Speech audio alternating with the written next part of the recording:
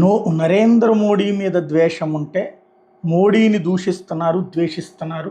సరే, మన దేశంలోనే కాదు, ప్రపంచంలో భావ ప్రకటన స్వేచ్ఛను అంగీకరించే దేశాలలో ఇలాంటి దరిద్రం ఉంటుంది. సరే, తప్పు కూడా కాదు, విమర్శలు, ప్రతి విమర్శలు ఇది. సరే, నవ్వుకోవడాలు, మీమ్స్ ఇవన్నీ.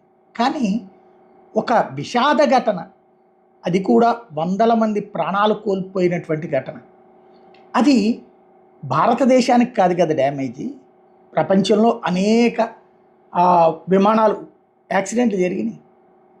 బట్ అక్కడెక్కడా లేని పైశాచికత్వం, ఒక దరిద్రపు లక్షణం మన దేశంలో కొన్ని వర్గాలకే ఎందుకుంటోంది? సంబరాలు చేసుకోవడం ఏంటి?